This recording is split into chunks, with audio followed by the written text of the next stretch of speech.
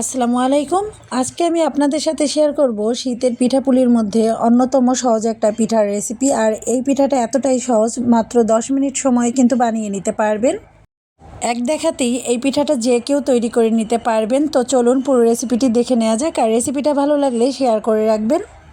প্রথমেই পিঠার জন্য ডো তৈরি করে নেব। এই জন্য একটা প্যানের মধ্যে দিয়ে দিচ্ছি এখানে 1/4 কাপ পরিমাণের খেজুরের গুড়, দিয়ে দিচ্ছি পানি। এবার আমি খেজুরের গুড়টাকে ভালোভাবে একটু গলিয়ে নেব।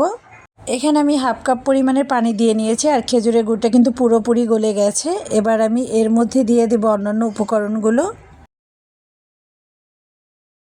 এখন এর মধ্যে দিয়ে দিচ্ছি 1/3 কাপ পরিমাণের নারকেল কোড়ানো। নারকেল কোড়ানোটাই একটু নেড়ে চেড়ে নিচ্ছি। এখন এর মধ্যে দিয়ে দিচ্ছি চাউলের গুঁড়া 1/2 কাপ পরিমাণের। অল্প অল্প করে চাউলের গুঁড়া দেব আর ডোটা করে নেব। এখানে টোটাল 1/2 কাপ পরিমাণের চাউলের গুঁড়া লেগেছিল আমার এই ডোটা করতে। শুকনো চাউলের গুঁড়া হলে এখানে একটু কম লাগবে, আর যেহেতু এখানে আমি ফ্রোজেন চাউলের গুঁড়া দিয়েছি এই জন্য পরিমাণে একটু বেশি লেগেছে। ফ্রোজেন চাউলের গুঁড়া হলে কিন্তু আপনারা 1/2 কাপ পানির জন্য এখানে 1/2 কাপ পরিমাণের চাউলের গুঁড়া দিলেই হয়ে যাবে। এটা অল্প আছে আমি নেড়ে চেড়ে ডোটা করে নিচ্ছি। আস্তে আস্তে কিন্তু এটা আঠালো হয়ে যাবে, আর দেখতেই পাচ্ছেন এটা কিন্তু অনেকটা ঘন হয়ে আসছে। খেজুর গুড়ের এই পিঠাটা কিন্তু এভাবেই তৈরি করতে হয়, আর খেতে হয় ভীষণ মজার। তো ডোটা কিন্তু দেখতেই পাচ্ছেন অনেকটা শক্ত হয়ে আসছে। এবার আমি চুলা থেকে নামিয়ে এটাকে ঠান্ডা করে নিচ্ছি। ঠান্ডা হওয়ার পরে কিন্তু বেশ খানিকটা শক্ত হয়ে গেছে। এবার আমি হাত দিয়ে একটু ভালোভাবে সময় নিয়ে মথে নেব।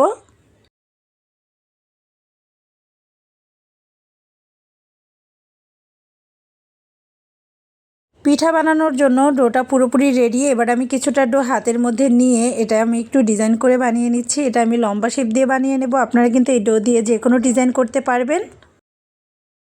খুব সহজ একটা ডিজাইন করে দেখাচ্ছি।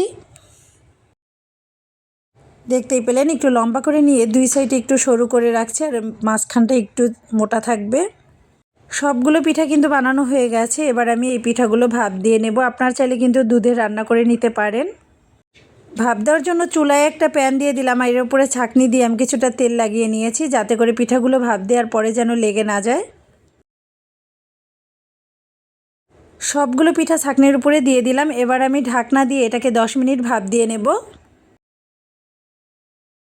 10 মিনিট হয়ে গেছে, আর দেখতেই পাচ্ছেন এটার উপর দিয়ে কিন্তু ধোঁয়া বের হচ্ছে, আর এরই মাঝে কিন্তু ভাপ দেওয়া হয়ে গেছে। আর আমি চুলা থেকে নামিয়ে নিয়েছি। পিঠাগুলো কিন্তু অনেক বেশি মজার হয়। যারা এখনও বাসায় তৈরি করেননি তারা কিন্তু তৈরি করে দেখতে পারেন। ছোট বড় সবাই অনেক বেশি মজা করে খাবে।